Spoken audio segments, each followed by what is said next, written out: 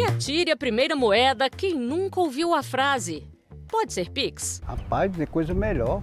Quando ela chega que fala assim, seu Antônio, se eu tenho o Pix, eu digo eu tenho e-mail.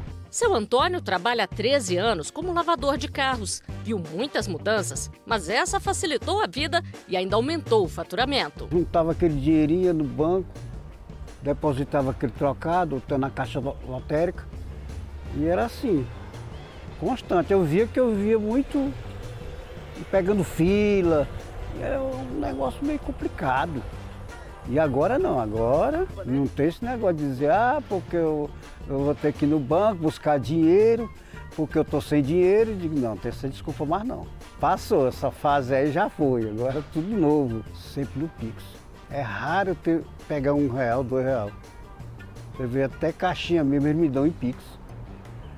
Esses dias, segunda-feira, eu fui no banco para pegar um cartão de crédito. Cheguei lá, eu contei as pessoas, poucas pessoas no banco. Eu fiquei assim, digo, gente, como é que tá bom? Você chega resolvido, volta no mesmo horário, um horário bom, chega atento. Seu Antônio é um dos 160 milhões de brasileiros que aderiram ao Pix. Difícil é achar alguém como a dona Adelaide, que ainda não se rendeu a essa modalidade de pagamentos. Uso meu cartão normalmente, pago todas as minhas contas, cartão no caixa eletrônico, sem problema. Eu acho que no momento está me satisfazendo plenamente. Eu acho que o Pix é uma coisa boa, uma coisa que veio trazer benefício para a população como um todo. Mas eu, propriamente falando de mim, da minha pessoa, eu tenho algumas restrições. Que restrições são essas? Principalmente a minha segurança.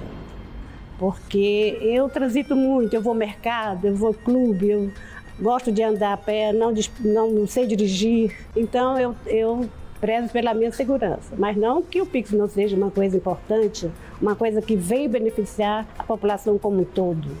O sistema de transferência criado pelo Banco Central fez uma revolução nas formas de pagamento. Fizemos um trabalho de diagnóstico, tanto na indústria de pagamentos do Brasil, para identificar quais eram as lacunas de todos os meios de pagamento existentes, e também, em paralelo, um estudo da experiência internacional, vendo quais países já tinham sistemas de pagamentos instantâneos e o que a gente poderia aprender com essas experiências.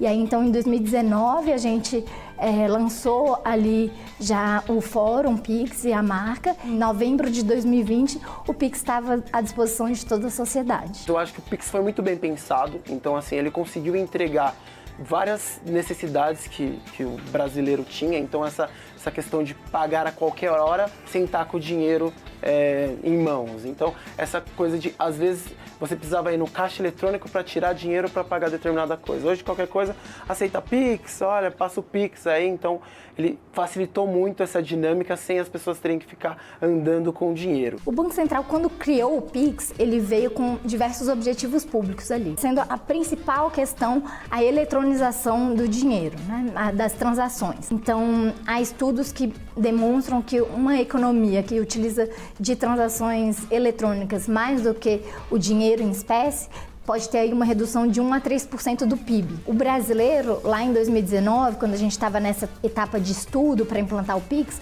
a gente realizou uma pesquisa que tinha ali um diário de pagamentos, e a gente identificou que 77% dos gastos do dia a dia do brasileiro eram feitos com dinheiro em espécie. E o Pix veio então para eletronizar esse dinheiro, porque o dinheiro em espécie tem toda uma questão de segurança e de custo para o país, de distribuição, principalmente num país da magnitude e da dispersão geográfica que o Brasil tem. O Pix promoveu a inclusão financeira. Isso porque, com a sua simplicidade, ele permitiu com que todas as classes sociais pudessem utilizá-lo, o que já não é o mesmo com o DOC e com os outros tipos de transferência, pelo fato de que, além deles precisarem serem utilizados com um recurso em que o pessoal precisava ter uma conta corrente e ter que, muitas vezes, se deslocar até os bancos, O Pix não, ele permite fazer uma transação rápida, simples e instantânea. A gente estudou bastante modelos e viu tanto coisas que deram certo, que a gente poderia se inspirar, quanto coisas que não deram tão certo e o que a gente poderia fazer de diferente. Então, o Pix, apesar de ser único, exclusivo aqui do Brasil, tem sim muita inspiração de experiências do exterior. Então, por exemplo, as diversas formas de iniciação, usar uma chave que facilitasse essa iniciação, o uso do QR Code e também a necessidade de uma marca forte. Isso tudo veio de inspiração como exemplo da experiência internacional. Esse tornou-se um meio de pagamento muito utilizado devido ao uso dele 24/7, o que não acontece com outros meios de pagamento, tendo-se as suas limitações de horário para as suas operações. Esse é o principal fator no qual o público em geral prefere utilizar o Pix hoje. Antes do Pix, a gente tinha a TED como um mecanismo de transferência eletrônica. E o Banco Central ele fez uma análise de usuários e que um período de tempo jamais usavam TED e passaram a usar Pix. Então eram pessoas que não faziam transações eletrônicas e passaram a fazer com o Pix. E além disso, o Pix ele permitiu essa facilidade de transações a partir de contas de pagamento. Eu consigo movimentar dinheiro tendo uma conta de pagamento, eu não preciso mais de uma conta bancária, eu fujo daquelas tarifas bancárias. Então, dentro de uma conta de pagamento, eu recebo e faço Pix tranquilamente. O Pix ele é ofertado por não só os grandes bancos, mas os bancos digitais, fintechs, cooperativas de crédito, corretoras. Então, uma série de instituições podem ofertar o Pix a seus clientes. Nisso, a gente viu, sim, o Pix como um importante fator de inclusão financeira e até mais do que só a inclusão financeira, né, tendo ali acesso a outros produtos financeiros, como seguros, investimentos, mas também a inclusão digital. Essas pessoas agora, por terem ali essa conta digital, esse Pix, ela consegue acessar todo um mundo que estava restrito a portadores de cartão de crédito, basicamente, né? Que é essas plataformas de, por exemplo, aplicativos de corrida, aplicativo de delivery, marketplaces. Então, a gente tem dados, por exemplo, se a gente pegar até dezembro de 2022, mais de 71 milhões de brasileiros que nos 12 meses antes do lançamento do Pix não usavam TED, hoje usam o Pix ali no seu dia a dia. Então, certamente, foi bastante importante para a inclusão financeira e digital. O Pix, assim, ele foi lançado em 2020, cresceu muito em 2021, cresceu muito em 2022, em 2023 essa tendência se manteve e isso cada vez mais se mantém. Então você vê que é um crescimento vertiginoso que a gente enxerga do Pix. Ele vai cada vez mais ocupando espaços. Tinha ali uma resistência natural no sentido de que o novo e o como ia ser tinha essa incerteza. Mas como a gente fez um trabalho muito grande de engajamento dos stakeholders, né? Engajamento não só da indústria financeira, dos incumbentes, mas também de novos agentes e principalmente dos usuários potenciais, tanto a sociedade civil, quanto também empresas e entes governamentais, a gente entende que isso mitigou muito eventuais barreiras. O brasileiro ele é aberto a novas tecnologias, isso também certamente contribui. E se a gente olhar a experiência do Brasil com a experiência internacional, a gente pode dizer com segurança que o brasileiro adotou muito rapidamente o Pix. Pelo tempo de vida que ele tem, é o canal que mais evoluiu no menor tempo. Na minha opinião, é pela simplicidade, uma vez que você não precisa de muitos mecanismos para poder conseguir fazer uma transferência, o que atinge todos os públicos em gerais, desde uma pessoa mais jovem a uma mais velha, desde uma pessoa que tenha pouco conhecimento de recursos tecnológicos como uma pessoa experiente. Seja ente governamental, seja uma pequena empresa, um microempreendedor individual, que tem uma conta que a gente chama uma conta transacional. O que é isso? Conta corrente, conta de pré-paga de pagamento ou conta poupança, já tem ali o Pix a seu dispor. Mesmo que não tenha uma chave Pix, pode usar o Pix para fazer pagamentos para outras pessoas e também receber um Pix mesmo sem a chave, porque você pode receber com os dados completos da conta, como se fosse a experiência parecida com a TED, por exemplo. Então, às vezes as pessoas acham que só quando cria a chave Pix é que pode usar o Pix, mas não. A chave Pix ela é só uma forma de facilitar esse recebimento, porque ao invés de você ter que passar ali todas as suas informações, você passa só a sua chave. A gente identifica que tem um público específico que é mais voltado no Pix. A gente pega ali que 80% dos usuários do Pix eles estão entre 20 e 49 anos, mas isso não significa que esse é o único público do Pix. Então, a gente percebe que o público do Pix basicamente são pessoas que querem praticidade, pessoas que não gostavam de usar dinheiro, pessoas que se sentem livres e não ter que andar com dinheiro na carteira e pessoas que querem agilidade e praticidade. A empresa de Maiara já nasceu na era do Pix. A gente abriu há 2 anos atrás, em fevereiro de 2022. Desde então a gente fecha parcerias com restaurantes, com eventos, e a gente faz a venda direta, a gente anuncia em redes sociais, em aplicativos de alimentação. E desde então a gente está crescendo dessa forma. No início, eu achei que o cartão seria a maior opção de pagamento, né? Porque todo mundo hoje em dia paga tudo com cartão de crédito. Mas muito pelo contrário, com a vinda do Pix é muito mais fácil pagar pelo Pix, é mais rápido, é prático. E hoje a minha maior venda é com Pix. Praticamente 100% no Pix. Tem pouquíssimas vendas no cartão de crédito e débito. Para a empresária, além de agilidade e praticidade, o Pix traz outro doce sabor, o da economia. Na maquininha, a gente paga taxa no crédito, que são altíssimas, de 3% a 3,5%, além do prazo para recebimento, que é no mínimo 30 dias. Quando antecipa, ainda paga mais taxa. No débito também, apesar de receber um pouco antes, você paga a taxa também. A maquininha é minha, então eu não pago aluguel de maquininha, mas de qualquer forma eu pago taxa. Qualquer pagamento eu pago taxa. E no Pix, não. No Pix é imediato, eu não pago taxa. Nossa chave Pix é o nosso CNPJ, que é muito extenso. Toda vez que a gente vai para algum evento, para alguma feira, a gente participa de alguma coisa, a gente imprime o QR Code e oferece para os clientes, que é mais fácil de achar a chave. Eles vêm inventando coisas que facilitam demais, são práticas e rápidas. Tudo que é prático e rápido, as pessoas gostam bastante.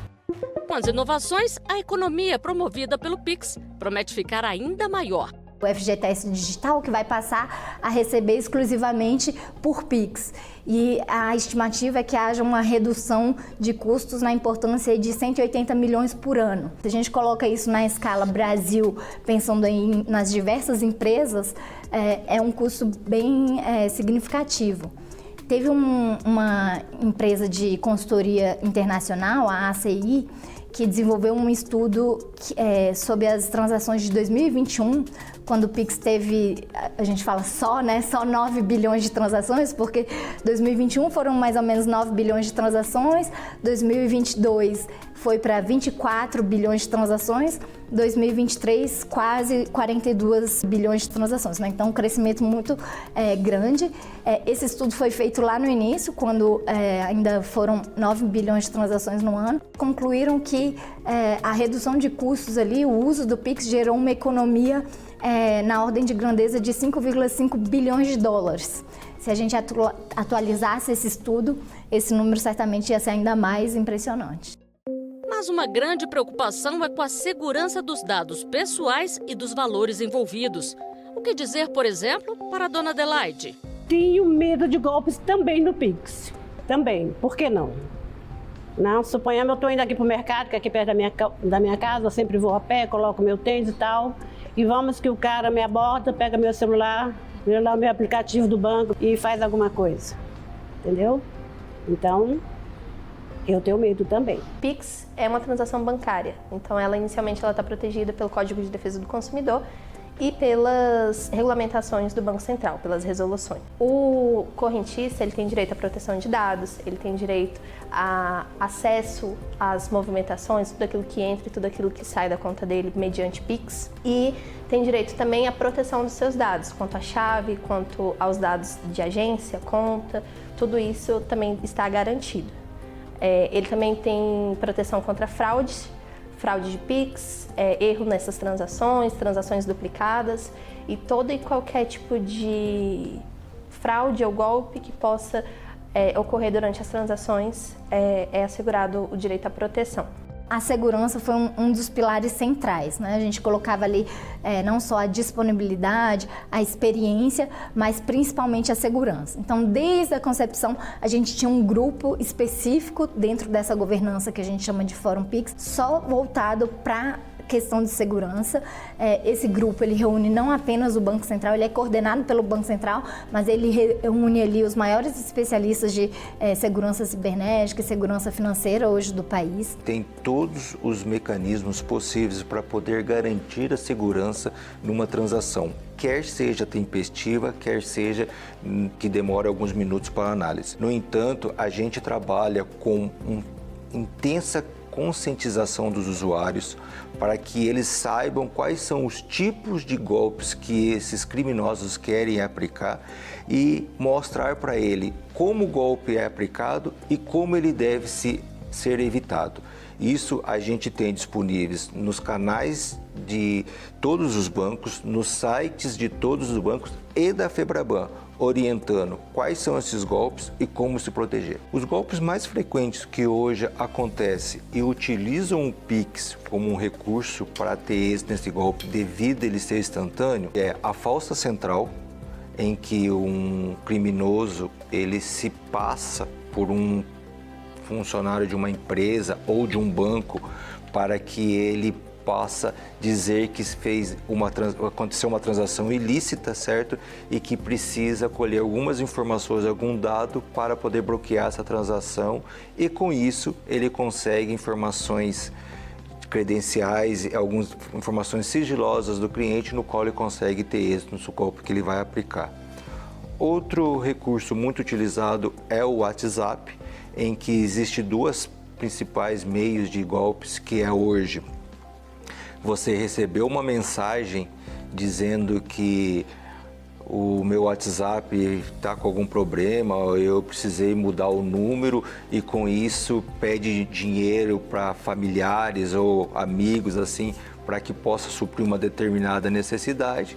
Passa-se um Pix, o número de um Pix ou algum outro meio e você acaba fazendo a transferência. Links, QR Code, tudo isso é muito perigoso hoje em dia, né? Por conta de clonagem, acesso a contas, às vezes por meio de QR Code.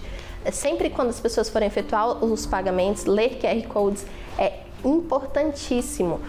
Primeiro, averiguar a origem daquele QR Code. É uma transação segura? A pessoa que está lhe fornecendo aquele QR Code é uma pessoa segura? É uma compra que você realmente quer fazer? Uma transação que você realmente reconhece? Porque às vezes surgem links e QR Codes de coisas que você sequer solicitou e clica ali de curioso, faz a leitura de curioso e acaba caindo num golpe. Então verifique sempre a origem, de onde é que está vindo aquele link, de onde é que está vindo aquele QR Code. E se de fato for uma origem a qual o consumidor reconhece, de novo, confirma a transação, confirma os dados, confirma a instituição recebedora, se é realmente a pessoa com quem você está negociando, a instituição que você quer pagar. Quando ali tem uma transação fraudulenta e a instituição do cliente recebedor ali, da pessoa física recebedora suspeita que é um caso de fraude, já pode bloquear preventivamente esses recursos por até 72 horas para analisar melhor. É um dos mecanismos exclusivos criados pelo Pix. A gente tem outro mecanismo que é o mecanismo especial de devolução, que padroniza e permite utilizar toda a infraestrutura do Pix para facilitar a devolução de recursos em caso de fraude. Ele trouxe novos mecanismos de proteção e de acompanhamento das transações que não se tinha antigamente. Então o Pix ele inovou não só na forma que se faz os pagamentos, mas também na forma que você monitora esses pagamentos e que você consegue recuperar esses pagamentos em caso em que você faz um Pix que você não queria ter feito, ou que você foi induzido por meio de algum tipo de golpe, né? Quem recebe por Pix também deve ficar atento. Quando a gente geralmente recebe o Pix, recebe também um SMS do banco confirmando: você recebeu um Pix de um valor X. É muito comum as pessoas efetuarem golpes dessa maneira: enviam somente o SMS, a pessoa olha ali rapidamente, acredita que o dinheiro caiu na conta e não caiu. É só um SMS simples, nem é da própria instituição bancária. Então, para se resguardar e garantir que você efetivamente recebeu, não tem outro jeito, é olhar diretamente na conta.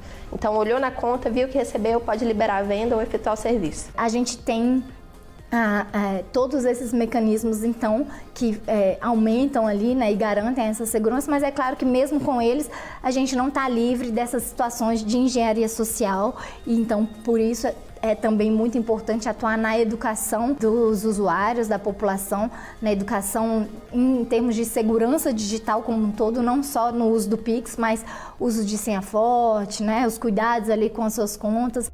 Apesar de tudo, erros acontecem. A advogada Jéssica tomou um susto ao receber um Pix por engano. Uma bela sexta-feira, eu recebi uma mensagem do banco, do aplicativo do banco, falando que eu havia recebido um Pix de R$100 mil. Na hora eu falei, tem algum erro? Entrei no aplicativo e realmente tinha esse valor lá. E lá tinha a identificação que era de uma seguradora. Eu realmente tinha um valor para receber de uma seguradora referente a um processo, só que um valor bem menor. O valor depositado pela seguradora era 7 vezes maior ao que eu teria que receber. A reação da seguradora, no primeiro momento, foi de não entender o que estava acontecendo. Então, eles procuraram identificar esse pagamento e depois que eu realizei a devolução, agradeceram pela devolução do dinheiro. Como advogada, o que eu oriento para quem recebe um Pix por engano? Primeiramente, identificar quem fez esse pagamento. Depois, tente entrar em contato com essa pessoa. Às vezes a chave pode ser celular, pode ser e-mail. Se não tiver o contato dessa pessoa, procure o seu banco e entre em contato com a pessoa para realizar a devolução do dinheiro. E se você, quem fez o Pix errado, da mesma forma, tente entrar em contato com a pessoa. Se não conseguir, procure o seu banco e tente achar contatos e meios de falar com quem recebeu esse Pix errado para pedir a devolução. Já com o médico Rubem, o susto nem foi pelo valor do Pix enviado a ele por engano, mas com a mensagem que recebeu logo depois. Recebi um Pix de R$19,50 por engano e logo em seguida a ter recebido esse Pix eu recebi um e-mail que vinha me informando que tinham feito um Pix errado para mim, mas logo em seguida já vinha num tom de ameaça, falando que se eu não devolvesse esse Pix, iam vir na minha casa, descobrir meu endereço e me fazer devolver esse Pix por mal. Fiquei meio surpreso na hora, fiquei meio chocado, mas tentei levar na esportiva. Logo na hora eu já devolvi direto, tem um botão simples para devolver Pix no aplicativo. Já devolvi e depois postei a história nas redes sociais. As pessoas ficaram muito indignadas com o tamanho da reação por conta do valor, né? Então muita gente respondeu que devolveria R$20 e falaria pode ficar com troco. Algumas pessoas falaram não devolveria só pela audácia e todo mundo queria dar uma opinião do que ia fazer se tivesse acontecido com eles. Eu acho que poderia ter sido diferente, era um primeiro contato, era uma primeira abordagem, ele não precisava ter partido já para uma ameaça. Um pouco depois que isso aconteceu comigo, eu fiz um Pix por engano para uma outra pessoa. E aí na hora eu entrei em contato pelo número com o qual eu tinha feito o Pix errado, mas aí eu entrei numa boa. Eu avisei que eu tinha feito um Pix errado e que se fosse possível para a pessoa me devolver. Deu certo. Pouco depois a pessoa devolveu numa boa, sem problema nenhum. Quando a gente lançou o Pix, a gente já tinha toda uma agenda evolutiva desenhada e prevista para garantir essas futuras aperfeiçoamentos e novos produtos e funcionalidades, porque a gente sabia que ainda existiam outras lacunas a serem endereçadas. Então, em maio, a gente lançou a possibilidade do pagamento com data de vencimento, né? Que é aquele pagamento que você paga faturas ali, serviços, uma mensalidade de uma escola, por exemplo, em que automaticamente já se calcula eventuais encargos, se atrasar, ou descontos se pagar antecipado, né? Depois a gente lançou o Pix Saque e o Pix Troco, que é essa possibilidade de você sacar dinheiro usando o Pix, não limitado apenas aos caixas eletrônicos, mas às lojas, enfim, estabelecimentos comerciais. O uso do dinheiro em espécie ainda é muito arraigado na nossa cultura, então a gente precisava também aprimorar esse serviço, principalmente em áreas sem cobertura. E a própria possibilidade de sacar usando o Pix faz com que o usuário vai se familiarizando a usar o Pix também para pagamentos e transferências, né? Tem uns números que mostram que praticamente 90% da população adulta do Brasil já aderiu ao Pix. Então a gente não enxerga que existe um desafio de trazer um público para dentro do Pix. A gente entende que a gente já tem um público interessante dentro do Pix, não há esse desafio. O que a gente entende como desafio dentro do Pix é a inclusão de novos usos do Pix. Então você usar o Pix, a facilidade e a rapidez do Pix para você resolver outros problemas que são históricos do sistema financeiro. Hoje, no Brasil, basicamente, existem duas alternativas para facilitar pagamentos recorrentes, que é o débito automático, né, ou o débito em conta, e o cartão de crédito. Então, às vezes, né, ali produtos de streaming, por exemplo, você usa o cartão de crédito, né, concessionário de serviço público, você usa o débito automático. Como é esse processo complexo dessa integração, cada instituição ali tem a sua, muitas vezes ele é restrito a esses grandes recebedores, como ali as telecoms ou concessionária de energia. E você dificilmente vê ali uma escola, por exemplo, uma escola pequena, uma academia aceitando o débito automático. Então, a gente está agora debruçado nesse desenho do Pix automático para que a gente possa, de uma maneira ali simples, intuitiva e segura, viabilizar essas transações recorrentes. Vai permitir que um usuário faça a programação dos seus pagamentos, a exemplo de academia ou algum outro de escolas ou algum outro estabelecimento, em que ele possa programar o seu pagamento e ser efetivado mensalmente, sem nenhuma necessidade de fazer essa transação todo mês. Há outras frentes que estão sendo tratadas pelo Pix para estudo, em que, à medida que o Banco Central for autorizando a gente levantar as informações e fazer essa parceria, ele vai ser implementado. E a dona Adelaide, será que ela pode mudar de ideia e aderir ao Pix? Não sinto necessidade, por enquanto não. Mas quem sabe? A gente tem que estar acompanhando, tudo bem, quem sabe? Eu possa mudar de ideia e usar o Pix, tão famoso Pix.